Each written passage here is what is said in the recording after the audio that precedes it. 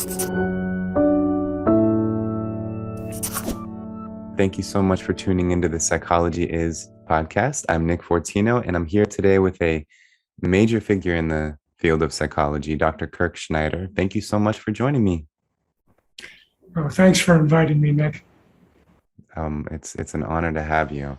Dr. Schneider is the author or co-author of 12 books. He's a licensed psychologist, and you practice what you describe as existential integrative therapy. Yes. You're currently a candidate for the next president of the American Psychological Association. I'm curious to know, I don't know exactly, how is that voting done? How is that president elected? Well, it begins September 15th, and all APA members receive an electronic ballot, and they have about a month and a half to vote. The voting closes on October 29th. So it's a rather arduous process, but I think psychologists are known for being reflective types, so it probably takes some people a little more time than others. Sort out the candidates. We have 5 candidates running, very, very good candidates. So I'm one among 4 others. Well, I hope you win. I think. Thanks very much. Absolutely. So there's so much we can talk about because you've just contributed so much to the field of psychology. And, I have a few planned questions, but there's always room for spontaneity and for the conversation to flow where it will flow. So let's start just with the question. What do you mean by the term existential integrative therapy? Well, existential integrative therapy emerged from existential humanistic therapy, and in particular, Rollo May's opening to his book Existence in 1958, where he basically imported existential psychology from Europe. And in the opening paragraph, he identifies existential psychology as an attempt to ground or understand all the bona fide approaches within psychology, because it aims at illuminating our experience of being. So it's a very fundamental perspective. And I had the great honor to co-author a book with Rollo. He invited me back in 1991. He was asked by McGraw-Hill to write a new textbook for the emerging generation at the time. And so that's the point where I was thinking more and more about how important this idea of seeing the existential perspective in a wider and more diversified way, because it had been associated with a kind of rarefied intellectual or abstract perspective only for, Upper West Siders or the elite, if you will. It was a misnomer to a good degree, but it had some validity. But actually, not only Rollo's perspective being a base and kind of wellspring from which to understand many points of view in psychotherapy and psychology, but also a number of existential-oriented practitioners were including some of the other bona fide approaches. I'm talking about, say, referring their patients to physicians or to psychiatrists for medical management, let's say at times, or using some of the techniques of cognitive behavioral therapy, certainly drawing from psychoanalytic therapy. And so the issue really was more of how do we best meet that person in that moment, psychotherapeutically. And that made a lot of sense to me. And then I'm also realizing at the time how little the mainstream field of psychology, and particularly therapy, seems to know about existential principles. Even though May and Bugenthal's books were quite widely disseminated, especially May's, but May's book especially tended to be more for popular consumption, and Bugenthal's was somewhat confined within the existential humanistic psychology community. So my point being that it seemed to me that we had a lot of riches to offer mainstream psychology and therapy. And I worked with ways of making that more explicit by coming up with one way of understanding and coordinating a variety of bona fide therapeutic approaches within an overall existential or experiential context. So I know that's a mouthful, but that's the basic definition of EI therapy. It's one way of understanding and coordinating a variety of therapeutic approaches within an overall existential or experiential context. To go into that more, I mean, basically what I mean by that is the therapist being available, not imposing it on the client, but being available to what we might call deeper or more experiential shifts in their healing work. So by experiential, I mean an emphasis on the immediate, the affective, the kinesthetic, and the profound or cosmic, if you will, spiritual. So obviously not everybody is either ready for or desirous of that kind of depth in the therapy. On the other hand, there are a lot more people, many of us have found, that are ready for and desirous of that perspective if it were to be offered to them. And if they felt that the therapist had an openness to it and right from the beginning approached them, more as a human being, if you will, than as a patient per se, or as a doctor with a white coat who's going to give that patient a formula so that changes them, whether it's through conditioning principles or medicine or what have you. Now, again, not to say that those approaches aren't valid. And within this schema, they're seen as very valid. It depends on the context, the client's desire and capacity for fuller, more experiential change.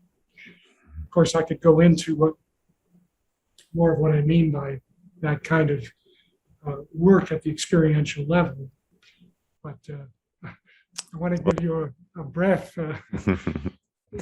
A moment of processing, I suppose. We will go there, but so I just want to kind of highlight the key terms you brought in that are key elements of this therapeutic approach, which is the emphasis on the immediate, the kinesthetic, the affective, and the profound. Yes. I do think that's missing from many forms of therapy. In my own experience with therapy, in studying different modalities, I don't think that those are key ingredients of every form of therapy. That's for sure. And I think they're essential. That present moment orientation, I think, is sometimes overlooked. I think many people experience therapy in a way where they come in and they report to the therapist all of the frustrating things or depressing or anxiety producing things they've been experiencing, and they kind of talk through that.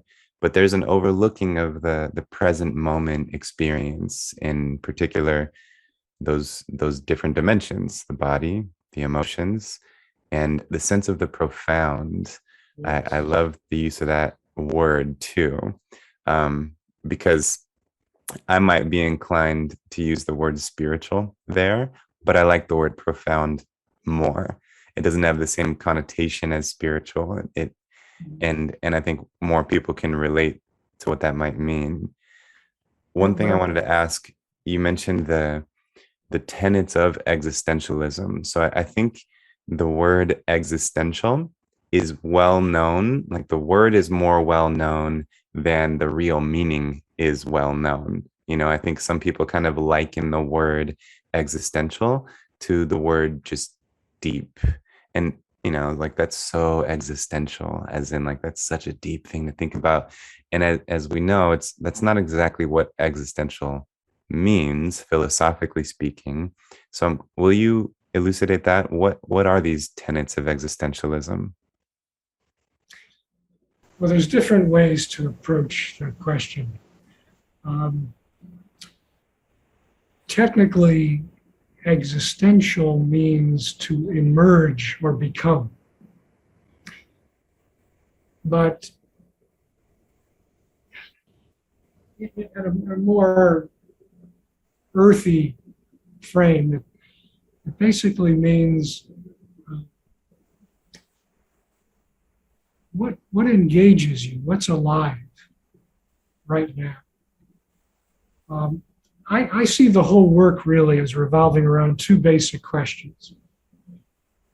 How are you presently living? And these, by the way, are both implicit and explicit questions. Sometimes we actually ask these questions of clients, but more often they are threads through the entire work. How are you presently living? So the client checks in, explores, sort of ranges within. Then on the heels of that question is, and it often naturally emerges, is how are you willing to live?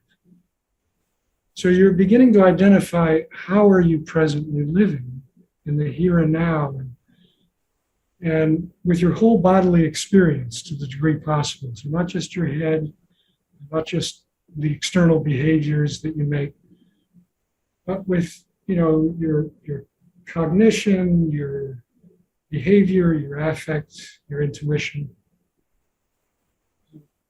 How are you presently living right now when you check in? What does it feel like? What are you sensing? What are you thinking? And then naturally emerging from that often is, okay, that's how you're presently living. You're feeling very constricted, let's say. The relationship with your husband is in, turmoil.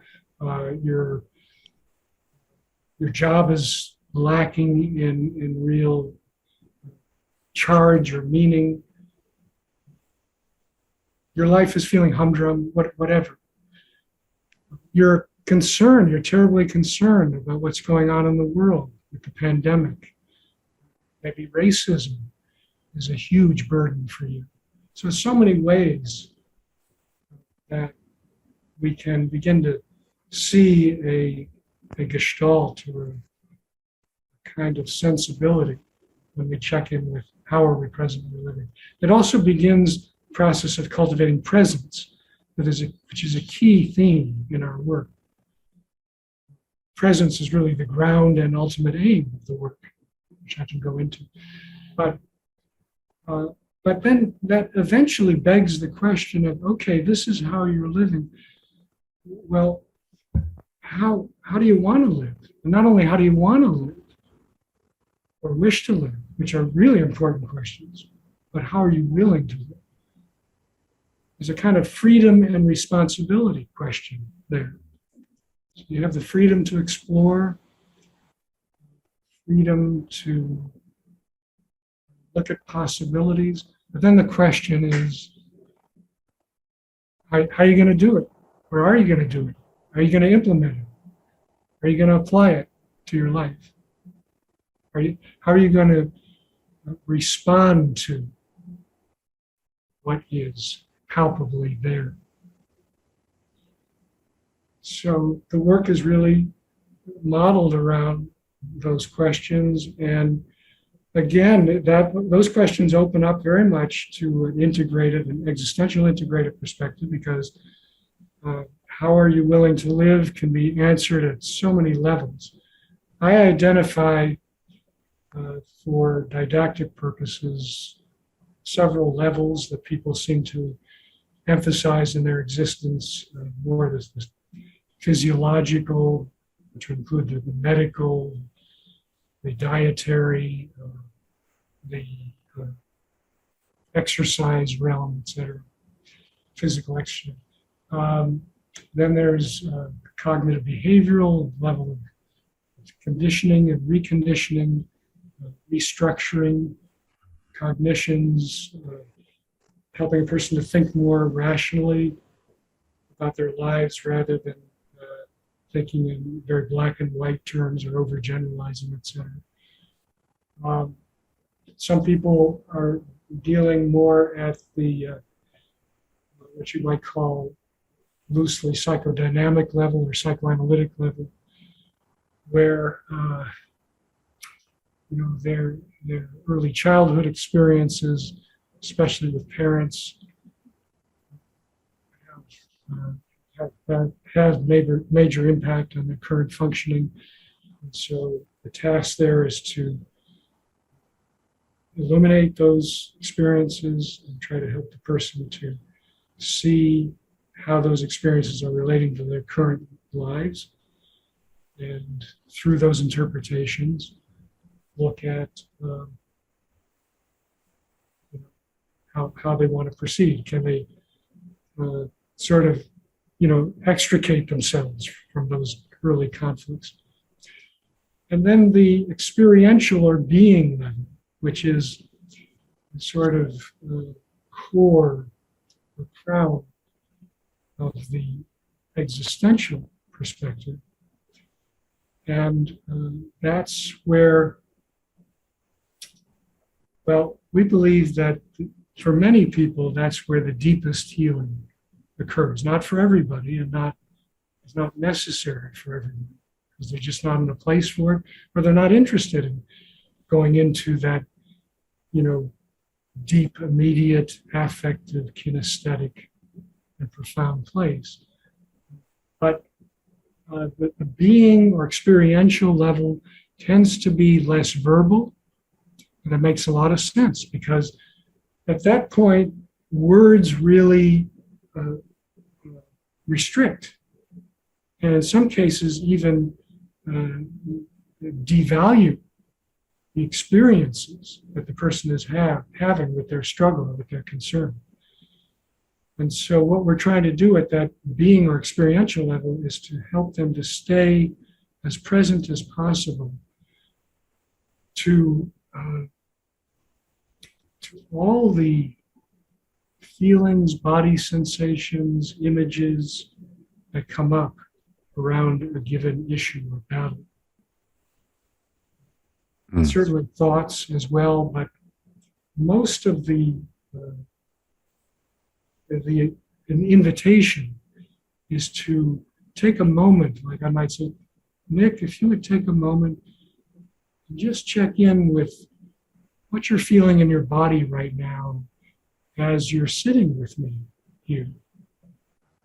Or I notice a little tension. I'm just using this as an example, Nick. I notice a little tension in your neck area. I wonder if you notice anything there as well. A person may be talking, and may gently challenge them in the midst of talking. But, I hear what you're saying, but I also see some moistening of your eye. I just wonder, is that registering with you? It's amazing how the attention to what's happening in one's body can sometimes open up the floodgates of one's struggle. So it's very important to emphasize that this approach is very much based on an art as well as a science. Clinical knowledge and intuition are extremely important in working from this perspective. And a lot of training on the part of the therapist, cultivating an ability to be present within themselves is huge as well, because it's very difficult for you to be present with another person in their ugliest places, in places that are going to activate your own terrors and estrangements.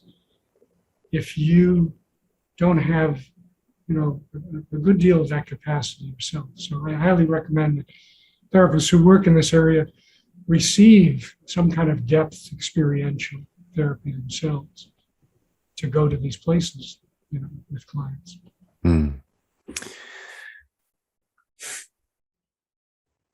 I'll mention. Making sense, or where are we at? It's definitely making sense. You're painting the picture clearly. I'm kind of getting a better understanding of just how multidimensional this form of therapy is, and I wonder if that's partly where the word integrative comes from, is in the way that you're integrating these different modalities and acknowledging the value of each one, all within this context of present moment orientation and those two questions: how are you presently living, and how are you willing to live? The one thing that comes to my mind is, and I'm sure you know this, often I mention things for the listeners, but the work of Eugene Gendlin and his work on focusing. He even has a book called Focusing, just a small book, easy to read and digest, and I just feel like if anyone's especially interested in the techniques that Kirk is talking about here, related to, he even has, I think, a paper entitled "Through the Body There's a Door." And so everything you were just describing about the way that if you recognize tension in my shoulders or some type of physical internal sensation, if you simply rest awareness upon that, you might be unlocking emotions. Like you said, the floodgates may open. So through the body, there is a door to some significant psychological processing that can occur, or emotional processing. Well, it's embodied. Yeah. And we know that trauma is often quite embodied. I mean, people like Van Koch, leading trauma experts, have shown this through their case studies and what we're finding out psychophysiologically as well. So a lot of that trauma is being released, in a sense, through these more pre-verbal kinesthetic, if you will, approaches, versus talking about them. Exactly. You're directly experiencing. Exactly. So Gendlin is a very good example. Although I would distinguish a little bit with Gendlin. Gendlin's approach is a little bit more of a technical procedure. Our work, which is elaborated in Existential Integrative Psychotherapy, and my recent book with Laura Krug, a wonderful colleague, collaborator in Existential Humanistic Therapy, is our sense is our process is a little more organic, evolving as we're sensing what's emerging for the client, which may take us in a number of directions, both in terms of the experiential level of contact, or perhaps sort of drawing back a little bit and checking in with what might help relate to the client better. It's a good point too, that Gendlin offers, like you said, a technical procedure, a very step-by-step process. And I understand that this approach is more fluid, I suppose. And what you said about trauma as being embodied, I couldn't agree more. And I feel like this is actually one of the things that's become increasingly clear to me throughout the past couple of years in my studies, is the way that I think I would go as far to say that if trauma therapy doesn't include a kinesthetic component, if it's not embodied, it'll be incomplete. I think that many times people will come to some sort of intellectual insight about their trauma, but it doesn't actually resolve it. The conditioned responses are still there. The state of their nervous system is the same. The patterns of their emotions and their sensitivities won't change unless there is actual work within the body. So, right on. I mean, I think, really this is one of the concerns that existentially oriented practitioners had with both the psychoanalytic and the cognitive behavioral movements from very early on, was that they tended to be a little overly cognitivistic. mm, And so talking about the issue or even interpreting it and helping somebody understand it can be very helpful. I've been through psychoanalysis myself, and I was greatly benefited by it mm, as a child, actually. However, uh, for me and for others, it wasn't until I was actually able to stay present, not only in the therapy office, but in my everyday life and when anxieties came up, to more of my whole body experience of it, that I felt like a larger person, more of a whole person, mhm, and more of an alignment with what deeply mattered. mm, Or let's put it this way, I was not as thrown by all these obstacles in my path. Got out of my own way more because I have a greater capacity to experience more of who I am rather than just certain parts. mm, It's what we get in the conditioning realms too, I think. You get a certain shift, which can be invaluable, again, for certain people at certain times. But for many, it's not getting at their core and their core agencies as well. I mean, you often have to get down and dirty with your own being to be more fully friendly, or more fully friends with your own being. And that's a lot of what we're talking about. It's befriending more of who you are. mm, So you can come from a place of greater choices, greater possibilities, and ultimately a sense of what deeply matters and an ability to move in that direction because you've got the will. It's not a will imposed from without, just the intellect mm. or medicine, etc. So these things can work together too. I mean, sometimes it's helpful for people to get footholds through medicine or cognitive behavioral work, some of the psychoanalytic work, but then they're looking for something more. It's not quite getting to that deeper place they feel. Right. Our culture really, in many ways, reinforces that sort of analytical, distancing. It's a kind of efficiency-oriented model. So much emphasis on the quick fix and instant results and computerization. And of course, these things have greatly improved our standard of living in many ways, that they yield great benefits in certain ways. For example, us being able to communicate through this marvelous device, being far apart physically.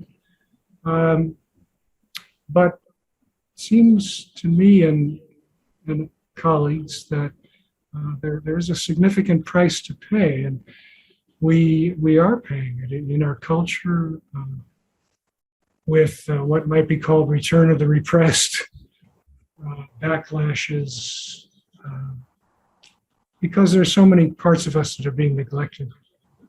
I think one of the core parts is being in fuller touch with, again, what deeply matters to each other. So often that has to do with relationships to each other, relationships to ourselves, creativity, greater sense of meaning in life. And I've also brought in the dimension of the sense of awe toward living, AWE. So I believe in a number of cases, and I feel with my own therapy, it was very supportive of me not only identifying what was more meaningful as a direction in my life, particular goals, and how to pursue those, but a whole different attitude toward living. And that took a while, but I really try to tap into that place of, again, being, as much as I can, being able to experience the world and existence with my whole body, sensibilities. And when I do that, I get in touch with, I feel like I'm participating in something much greater than myself. And I feel simultaneously my sense of smallness, vulnerability, but also greatness and capacity to transcend and to, again, participate in something much greater than ourselves, the mystery of being. And I think that's one of the most wonderful gifts that one can be bestowed upon, to have that feeling that can happen anywhere, really. But I mean, we often get it being in oceans or with sunsets. But if we can get in touch with that sensibility more often in our lives, I think it's a pretty strong counter to depression and anxiety. Mm-hmm. Because you're unhooking from those narrow spaces, those narrow judgments, and you're recognizing in the long run that ultimately there's so much more going on, and you're a part of it in your own way, and that edges over into a kind of spiritual, called awe-based sensibility toward life, not toward an individual or an object per se. Although those can be conduits to that fuller sensibility. I want to respond to what you're bringing up right now about awe and presence in the moment. And, you know, in my assessment, this might be one of those things that people have heard so often that we've almost become dismissive of it, of the power of channeling awareness into the present moment wholeheartedly. And like you said, it's an amazing counter to depression and anxiety. And of course, we can acknowledge that depression and anxiety often has causes that are complex, and we're not oversimplifying it here by just saying that all you need to do is pay attention to the present moment. But at the same time, we wouldn't want to overlook the power of presence in countering depression and anxiety. And so, like you said also, it's somewhat easy to experience awe when we are standing before the majesty of nature at an ocean or a forest or a waterfall or the night sky. But of course, this is available to us in any moment, even in moments that are seemingly mundane. And so the way, you know, I want to know, like, what advice would you give someone who asks you or who says to you, I understand this whole thing about being present in the moment, but I just can't seem to do that? How would you guide someone in enhancing their presence in the moment? one frame, so to speak, that I use is to point people's attention to several sort of awe-based themes. One is, can you tune into the passing nature of time and life right now, in this moment? Can you bring your awareness to how everything that's going on now is gone and will be gone momentarily? And that in so many ways that brings our attention to the poignancy of this moment, to really tapping in to what is happening here and now, what engages us. And we could say that about this dialogue. It's kind of a gestalt switch, you know, from focusing on particular categories to the amazement of having a dialogue, of exploring together, of this precious time to tap into. So that's one element. Another is to be open to wonder and surprise at any moment.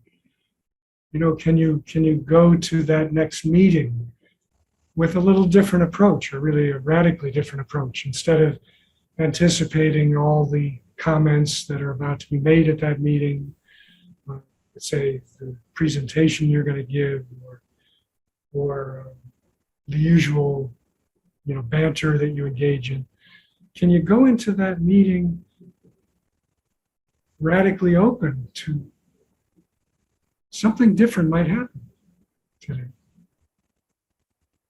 Yeah, it's that same old person or the same old group. Can something different happen? Maybe something different can happen. Can I be open to that person? And this could go with a lover as well as a business mate, friend, what have you, or someplace that you're visiting. Can I go in with sort of fresh eyes? Can I allow myself to be jarred, to be surprised by what I'm traveling through? I mean, all is so connected with adventure. I call it the humility and wonder, or sense of adventure toward living. When you think about an adventure, that's it. I mean, you're going into the mystery. Whatever it is, a forest, something unfolding. Another way to bring in a more of an awe dimension is to tune into your connection with something greater than yourself. Like taking us right now.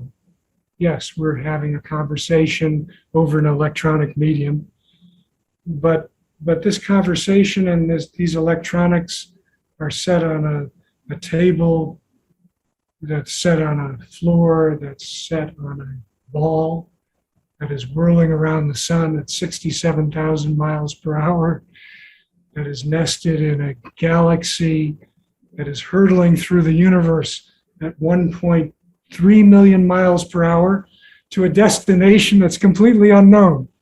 Okay? Now, I realize we don't get up and eat our breakfast and think about these things, typically. But maybe you get my point. And certainly you don't have to think about how we're on a whirling ball hurtling through the universe to complete inky unknowability. But we can certainly recognize that there's something much more than our very petty and narrow identifications going on within and around us.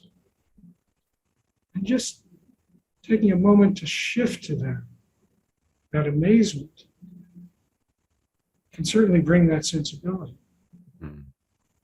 Also tuning into what I call intricacy, the details of things, the details of the person you're with, maybe your own reflections or memories, how each interaction is a kind of microcosm within a macrocosm. And there is so much more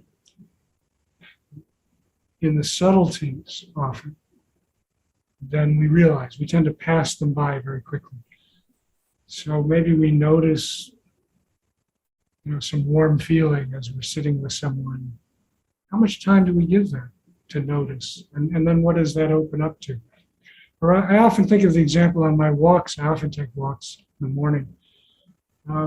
Smells will bring me right back to like when I was a kid. Even if it's a diesel smell, it's like, but that memory of being next to a tractor in an open field as a kid was so exciting for me. And that brought, all these other associations with running free and blue skies, and the grass, rolling around in the grass, the blades of grass, other kids. I mean, you see what I mean, how details can just open up. And also tuning into our emotional life can bring a greater sense of awe. In a very present way. I'm not talking about just crude emotion, but our sentiment toward ourselves, toward others,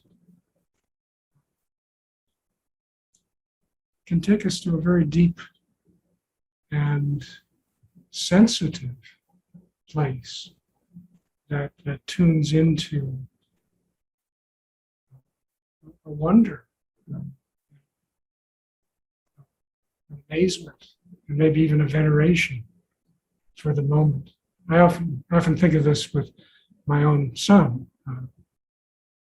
Like when we, let's say, go to the ocean together and boogie board or whatever. But just occasionally I'll tune into such a profound feeling that I have being with him. And it goes beyond us. It's very hard to describe. Mm. It's connected with something even much greater. And of course, ancestry and farther and wider, deeper. Mm. Because it's the sense of participating in something much greater, which again can lift us out of those usual humdrum identifications that we're so trapped in. Mm. How beautiful. Just to kind of recap, as I heard you put it, there's to become aware of the passing of time. And even as you were describing that I definitely experienced a perceptual shift. It felt very significant, actually, to become aware that in this moment, there's this constant passing of time, and everything that is appearing is morphing. And then there's to have this openness to surprise and wonder.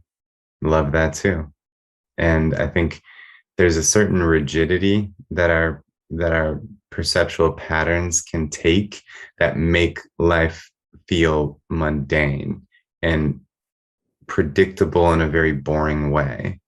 And that, maybe sometimes the solution to that is to change up your circumstances, but sometimes there's an internal shift that can be made to shift that. And I think adopting that attitude of wonder and surprise and kind of look for the unexpected, that also feels significant. And then tuning into something greater than yourself, going macro with your perspective, and then also going micro with your perspective, the details, the subtlety, and then to tune into your own emotional experience and the depth that emotion can bring to the present moments. So all of this is, ways to enhance the sense of awe that I think, I honestly think that on some level, we all have an awareness that we should be experiencing that. And I, hesitate to use the word should, but I suppose we all have an awareness that is possible, that life is really that majestic and beautiful and incredibly amazing, that it's possible to experience awe. And I think we have that awareness that this is possible, but we also often have the awareness that we don't feel any sense of awe whatsoever, which, I suppose is a bit of a discrepancy. And so these are really helpful tools for enhancing that sense of awe that I think deep down we all know is possible. I appreciate that. I mean, I think many of us hunger for that. Mm. But it's very hard to cultivate a sense of awe if one has not cultivated an ability to be more fully present. Mm. And that's why presence is so key to the healing work in therapy for many, and to the inner work of opening spaces to experience awe in one's life. It's very hard to experience awe when one is in a state of terror or a great deal of fear and anxiety. Mm. However, I don't want to imply that those dimensions cannot be conducive to awe, because I believe much that they can. In fact, those dimensions can help us go to very deep places if we can approach them more from a place of curiosity and discovery, rather than just clamping down, rigidity and imprisonment by the sadnesses, by the anxieties that we have, the anger we may have. Each of these dimensions can be worlds. They can open up worlds in themselves. I think of a Rilke poem. You may be familiar with Letters to a Young Poet, where Rilke, Rainer Maria Rilke, the Austrian poet, writes to a depressed young man about how depression doesn't have to be an imprisonment. It can be a signal that something new is attempting to emerge within you. And can you but stay with the process of what is unfolding to bring in perhaps new sensitivities that you hadn't experienced before, to loved ones, or to what you love about life. A poignancy.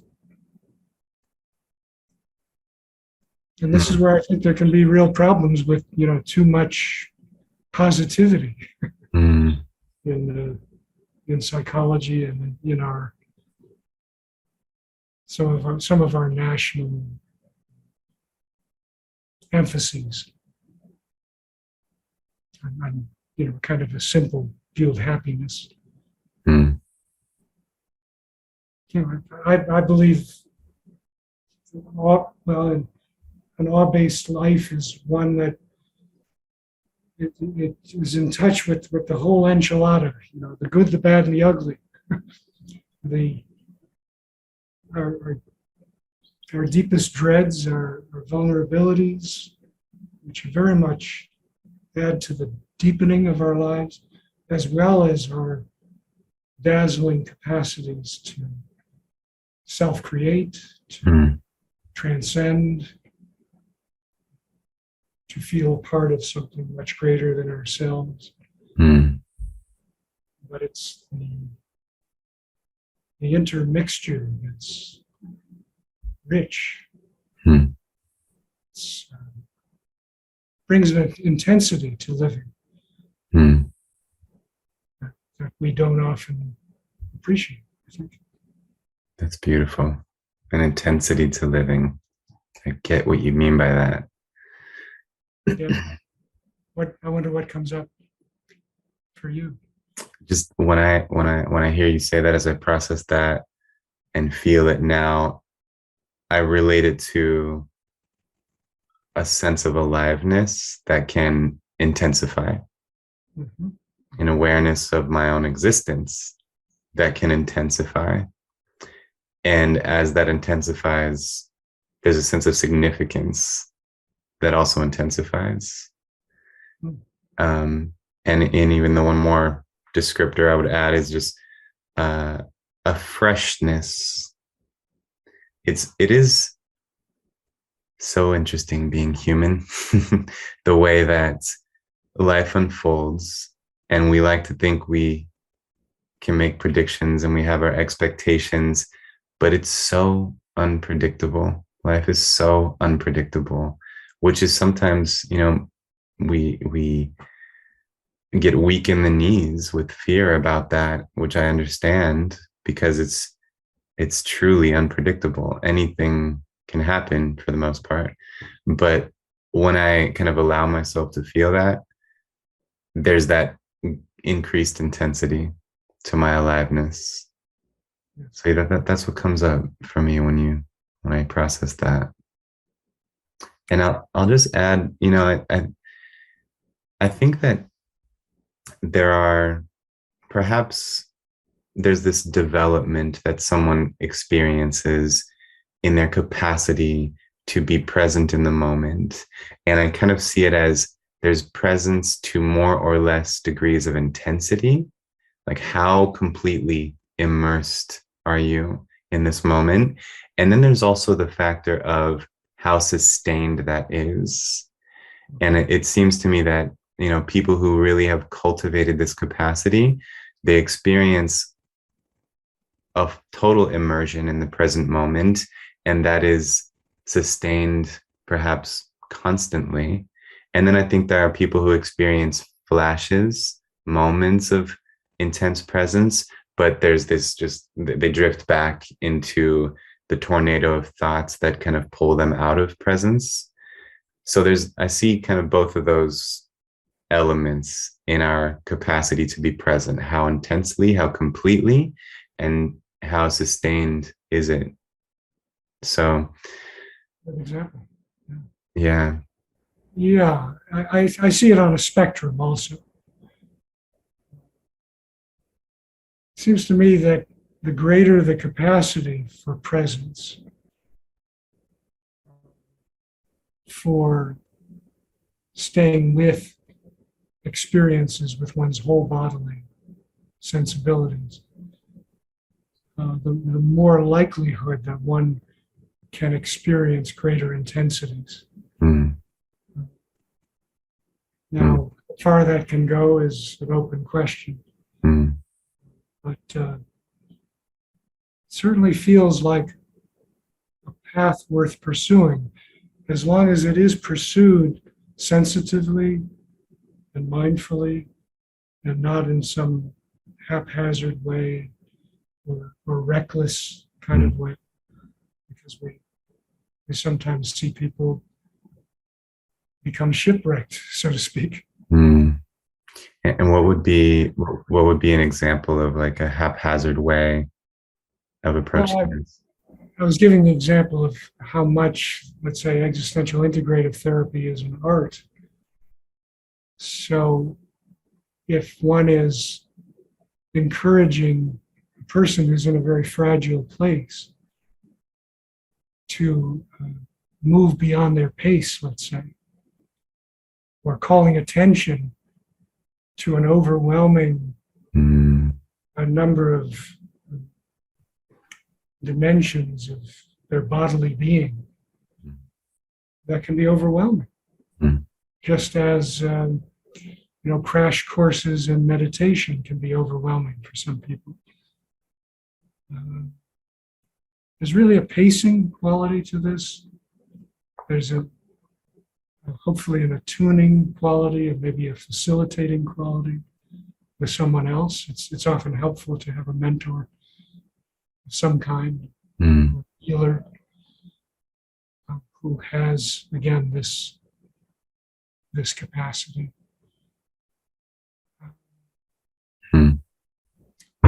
Yeah, there's a kind of a dialectic between understandable needs for boundaries and awarenesses of limits at the same time as the capacity to push those limits, to work with the edges of those limits. And that often is our anxiety. Mm.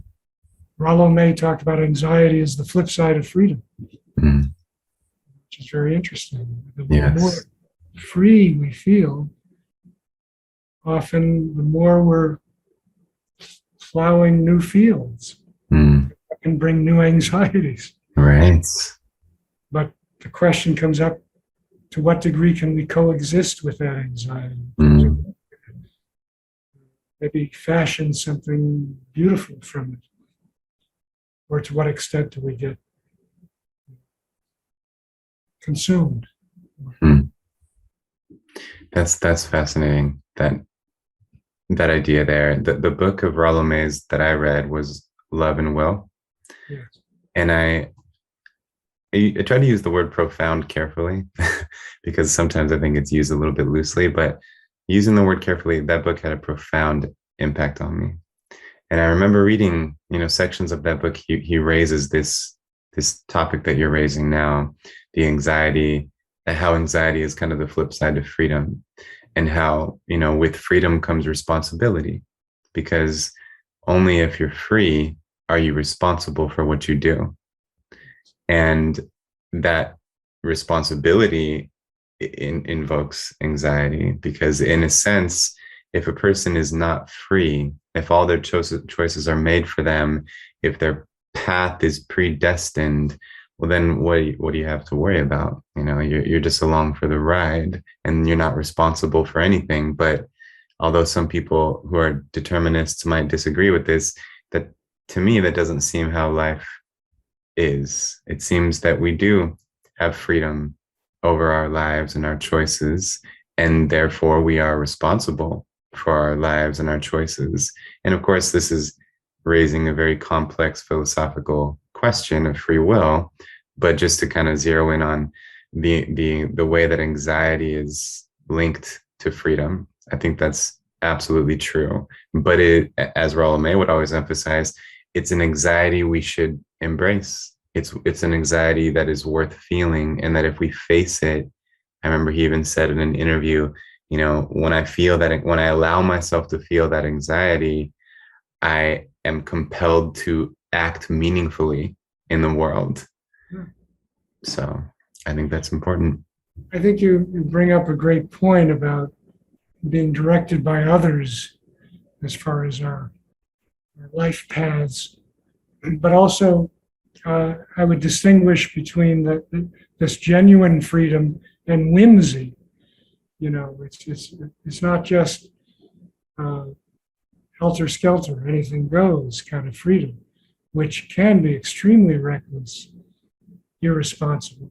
But with genuine freedom comes greater awareness, and with greater awareness naturally comes more of a sensitivity about how this is impacting you, impacting others, what it means for our planet, for our society. It's almost like you can't help but come into those attunements. And then the question is, how do you work with those? In terms of whatever path you're pursuing.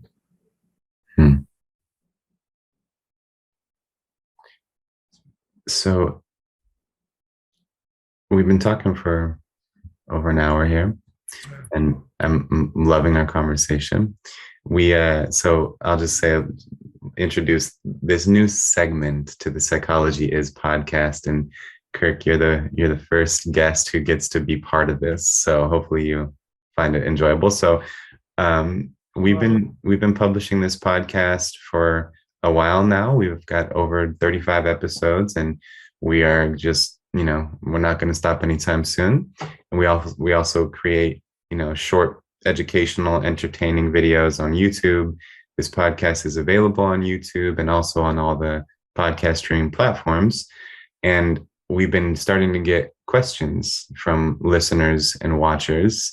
Often they're directed to me, but they're good questions. And I love a good question. I think my students even give me a hard time that the phrase I say most often as a teacher is good question. But people always keep asking me good questions. So what? I can't help it. So exactly. Yeah, there you go. So we're introducing this segment into the podcast here, where toward the end of my conversations with guests, I'm going to raise one of the questions that our audience has submitted. And so I just want to say to people listening and watching, you can submit a question, and at each podcast episode, we'll raise one of these questions, perhaps one of our favorites. And you can leave that question as a comment on YouTube, or if you're listening to this on Spotify or Apple or another streaming platform, you can submit a question to us on YouTube, we're on Twitter at Nick Fortino, PhD. We're on Instagram, psychology.is. We're on Facebook, just psychology is. So on any of these social media platforms, you can submit a question. And I want to raise a question we got to you here, Kirk. I think it's a tough question to answer because it's very broad, but I think it's an important question. So I'll read it off here. So someone reached out and said, I have been working in the mental health field for about 20 years as a licensed clinical social worker. And this person had listened to a recent episode with Dr. Peter Goodche that we did and found it very useful. And then this person goes on to say, sadly, I do not feel I am very effective as a clinician, and I do not believe the standard of care is very effective. The reason I'm reaching out to you is that I would like to be effective. I want to genuinely help others, but do not know how. My field in particular can enable some cognitive distortions and learned helplessness that we all know can lead to poor mental health. So the question is, what, in your opinion, is the most effective treatment for mental illness, and where do I go to learn this? That is a huge question. It is. Well, first of all, I would begin with oneself. I don't know if this person has had depth experiential therapy for him or herself, but I would highly recommend that so that the person can expand their availability to the client, wider and deeper ranges of availability for healing with the client, because they themselves have an ability to model the presence that they're supporting in the client. I would refer them to, if they're interested in, let's say, existential integrative, existential humanistic approaches to therapy, refer them to our institute. We have a certificate program in the foundations of existential humanistic practice. It's called EHI, the Existential Humanistic Institute, and it's ehinstitute.org. You can find out about our programs. We have some very concerted elements to our program. One of them is a 6-day workshop, which is coming up actually in October. I think about the 10th, at a retreat setting in Sonoma County, California, Northern California. And students find this setting and the instructors that attend and the groups that attend to be very cultivating of presence and of learning, practical ways to facilitate the kind of work that I'm talking about, which I do believe, well, certainly in my own experience, it is effective, but I believe it's quite supported by the the latest mainstream outcome research too, by people like Bruce Wampold and John Norcross, the so-called contextual relational factors research, where they point to not so much the techniques or even the theories that the therapist brings, but again, these more pre-verbal kinesthetic dimensions of empathy, the sense of alliance with the client, that is the sense of the feeling like you're in their corner, powerful active listening skills, being able to support a client's exploration process and experiencing process, collaborating with the client moment to moment. And that's part of what I was talking about before, attempting to meet the client where they live. How are they doing right now? Checking in with the client, collaborating with the client about what best meets them in this moment. How can I best accompany them? And of course, this is partly intuitive too. And you take some risks, but sometimes those risks, even if they are difficult for the client or anxiety provoking, that can open up some very informative spaces, to go further into the work or to find out more about how this person constructs himself in his or her world. So when I was talking about practical applications in that training and working with what used to be called resistances, and we call them self-protections, because often those come up as people deepen their presence to their battle. And then cultivating a sense of meaning and awe, potentially, in the sort of final phases, the culminating phases of that work, where the person is seeing more and more close up both how they're living their lives and how they really want to live their lives. And if you keep revisiting that, you build what Otto Rank calls a counter will or a frustration in the client toward not being willing to take it anymore. The old routine way of living, as familiar and comfortable as it was, the person increasingly realizes how crippling and miserable that is for them because of the mirroring, the active and passive mirroring that the therapist is bringing to that client to see how they're living their lives and how they're willing to live their lives.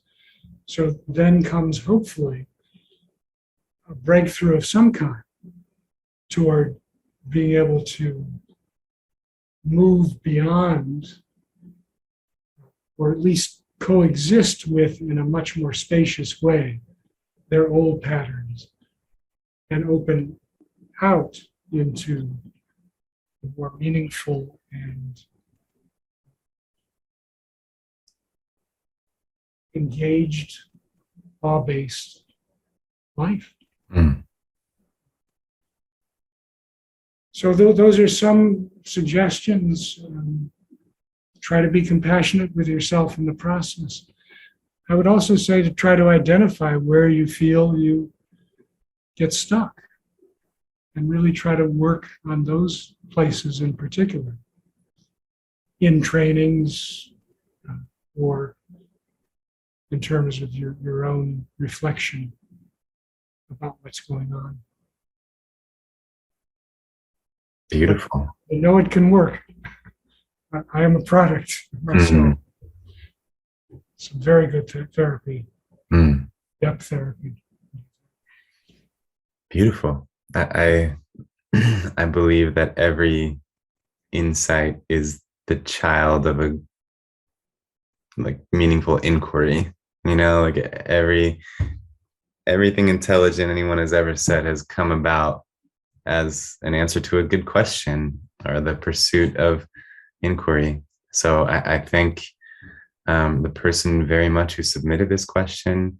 And I thank you for that nice, well-rounded, powerful answer. Oh, thank you. Yeah. And it feels like the person is on the path simply by inquiring, like you said. Yes, I agree. Curious. I know. I was so impressed by the question. It takes a lot to admit that, the work I've been involved in for 20 years isn't effective, as not nearly as effective as I think it can be. It takes a lot to admit that. And so I really respected the question and glad I brought it up in this conversation. Actually, on that point, we didn't really get to the mental illness aspect in a broader way, but I do want to stress that there is no panacea, as far as I know, out there, and this is not a panacea. And there are some people who are just going to be stuck where they are, or just in very tormented, difficult places in their lives. As you move more toward the psychotic spectrum, it obviously becomes more challenging in this way. We have medications that can help, but I would also say that drawing from this approach, this experiential depth approach, can be more helpful than we often realize, even with people with very severe disturbances. And people like R.D. Laing, with his alternative psychiatric facilities, safe houses, back in the 60s, was drawing from this basic approach and being present to people as they go through some very difficult psychotic processes and come into larger capabilities within themselves. Many of them did. And Lauren Mosher, who is a psychiatrist from our country who studied with Laing, brought that approach to what he calls Soteria House and did a fascinating study on it a number of years ago that showed, after 1 year follow-up with approximately 100 people in an experimental group that was in the safe houses and a control group that went through regular psychiatric facilities, the ones who went through the more existentially based safe houses were functioning about the same level as those from the experimental group, but better on two key areas. One was recidivism.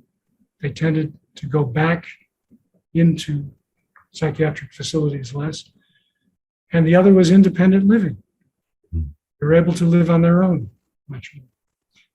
So I would say try to stay as open-minded as possible to the potency of developing co-presence in therapy and applying skillful means through training to that process.